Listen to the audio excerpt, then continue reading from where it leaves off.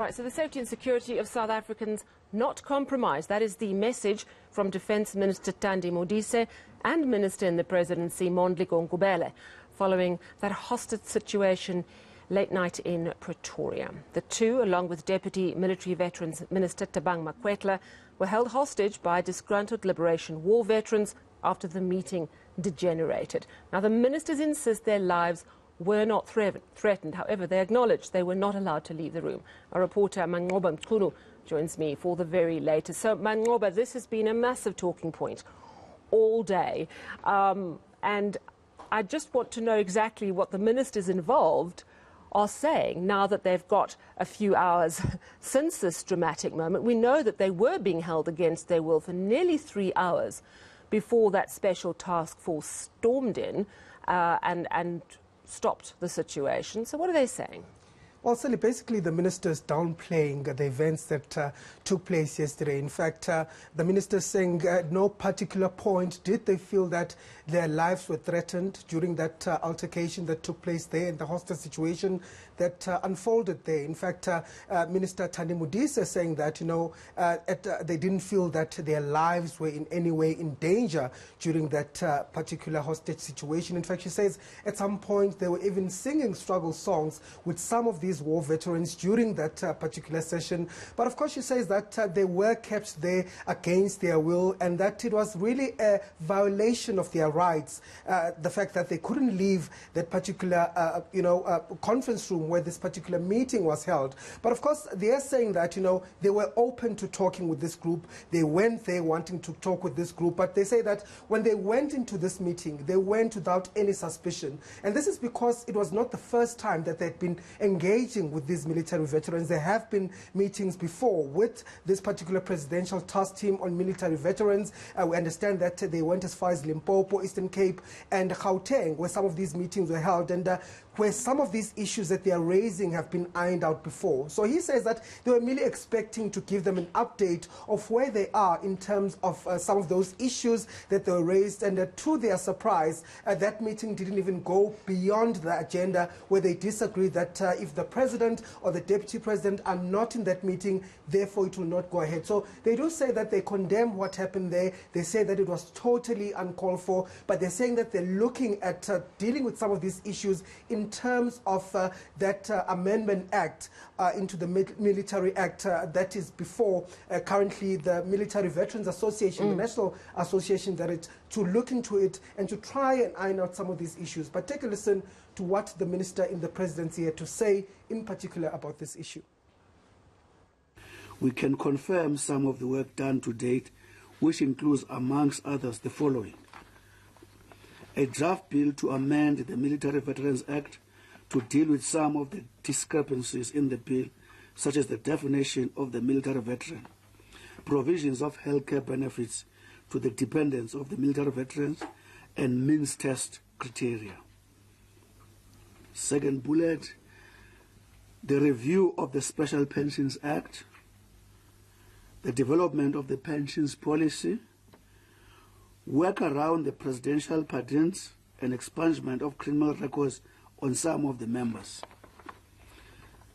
social relief of distress and the housing for their members,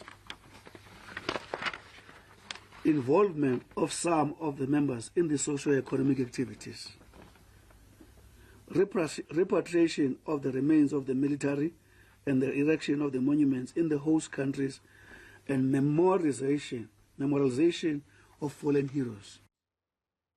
Having read through that document, it's clear that quite a lot of work has been done and quite a lot of work is in progress to meet a lot of the needs and a lot of the demands of these military veterans. But one of the issues that keeps coming out is this, 4.1, 4.2 million that they believe they each deserve. And even one of the women who was arrested last night, when she walked past our camera, she said, that money came from the UN. That is our money. The point being also made on Clement's show a little earlier that money, even in Mandela's time, it was apparently given for the veterans by the UN. Do you know anything more about it? Can you tell us more?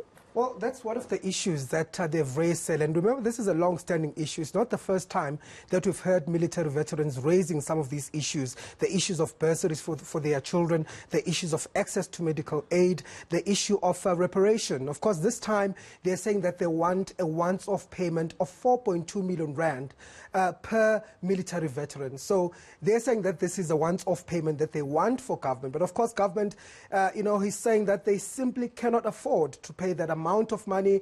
They're saying that they'll look, of course, into other ways in which they can deal with some of these issues. There isn't that amendment bill that is currently before, that is being looked into to try and deal with some of these issues that they've been raising. But the issue of the payment, certainly government saying that they won't be able at this particular point to afford that particular payment. That's interesting because the vets are saying that money is ours. So no specific answer about whether this money came from the UN and what happened to it from the government. No specific answer at this particular point, Sally. No, Interesting. there was no clarity on that. But what the minister, however, was able to say during that briefing, Sally, is that they are going to look further into this issue. She says that, the issue that they're raising, of course, is not the first time that they're raising these issues. They have been raised before on a number of occasions. So she has committed to starting a probe to look particularly at how the funds that were meant to benefit some of these MK vets were used over the years, and saying that from that investigation she'll then be able to pave a way forward perhaps as to how they can deal with some of these issues. But however, she did, condemn also the events that transpired yesterday. You recall, Sally, that that standoff took about 3 hours, and police were called in, and really we saw also the bodyguards of the ministers not acting in this particular issue. And she says, of course, at that particular point there was no need for them to act given the tenseness of the situation then. But she commended the police, of course, for their quick response to this. But take a listen to what she had to say. I hope that at no stage will we go overboard and make sure that a minister goes into a meeting with 4 or 5 bodyguards. It is not necessary. And to answer that question, yes, our protectors were there. No, they were not tempted to beat up anybody.